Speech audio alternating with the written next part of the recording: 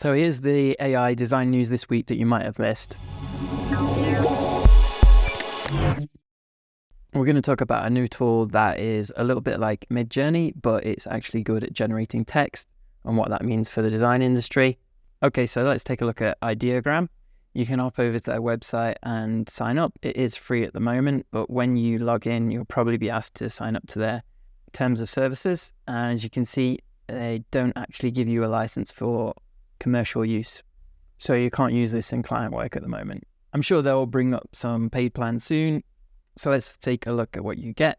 So this is what the website looks like. You can enter in a text prompt, and then if you do this little drop-down menu here, you have a few styles you can apply to it. If you want to do text, and that's kind of the most interesting thing about this model, it's best to click typography.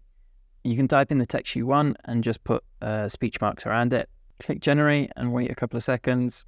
And then you can see your results here. You get 4 different options, varying degrees of success, but you can always hit generate again. It is an AI model, so that's what we have to work with at the moment. And then you can add more stylistic choices to your text prompt. These ones are a little bit more successful. And then you can choose the one you like and you can remix it. So I'll use the image you select as a base prompt, and then you can add additional text on top of that. It's not very close to the original image, and it doesn't have image weighting like Midjourney at the moment, but that might be something that they bring in the future. That's the quick overview. Here's some images that I created using it. What does this mean for designers? Basically, this is the foundation of design. It's image plus text. So we can imagine that you might lose some low-end jobs, like small companies going and creating their own stickers, or designing even a logo in here in the future, or some typographic posters for an event. We'll see how this develops, but it is a little bit scary. You've probably been wondering, what does Chris Do think about AI, and is it really stealing our work? The word of caution I'll throw out to everybody is don't wait for the courts to figure this out. You need to be playing with the tools, integrating some of these things into your workflow, and you draw the line for yourself, but don't artificially handicap yourself. It's like to say you want to do photo retouching, but you're not going to use any software to do it.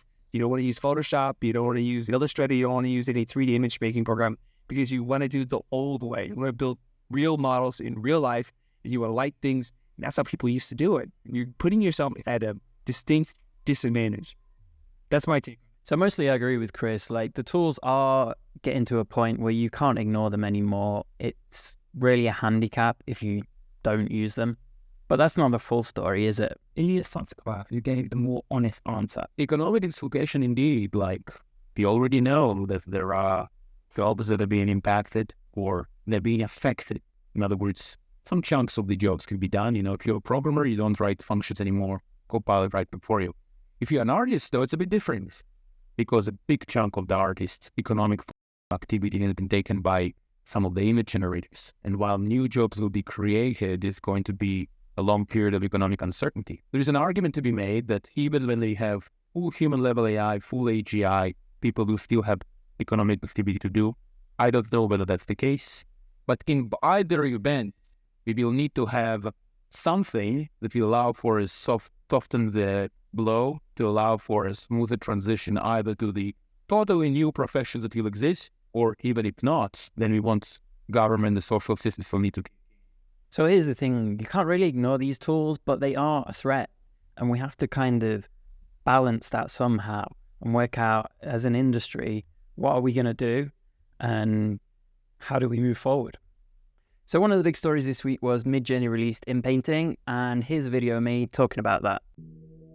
Midjourney's just released a new feature that means you can replace parts of the image without having to generate a new image.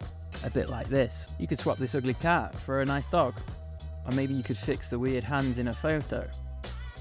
Midjourney's released a new feature they call Vary Region, which is basically inpainting. To use it, you'll need to select an image and upscale it. Then you'll see this button called Vary Region. If you click on that, then you'll see you have 2 options. You have a square selection tool with an undo button, and you have a free selection tool. You'll notice that there's no option to add a prompt unless you have the remix mode enabled. To enable remix mode, just type in settings and click the button. Now if we go to Vary Region, it remembers the previous selection and we have the option to enter a prompt. So Midjourney says the best results are when you select 20 to 50% of the image and that your prompt relates to the scene that you're seeing. So instead of half a cookie, for example, another planet might be something we'd expect to see. Again, we see the results are a bit shit. So there's an interesting story this week about YouTube and Universal Music Group. Basically, we all know that Google are scraping information from the internet to build any kind of model they want, but now they're being kind of two-faced about it. We know that people have been using AI-generated voices of Drake, The Weeknd, and also Frank Sinatra. Till all you bitches crawl, oh, skeet, skeet, goddamn. So Universal Music Group aren't happy about that. But legally, voices are not copyrightable, and there's no law protecting the likeness of a voice. So that created a problem for Universal Music Group. Don't like the idea of people earning money off the voice of an artist that they own the back catalogue for. So what they did is they put pressure on Google, Apple, all the big kind of media distributors to ban this content. So this might be a bit more difficult for YouTube to enforce. What happens if I do an impression of a voice?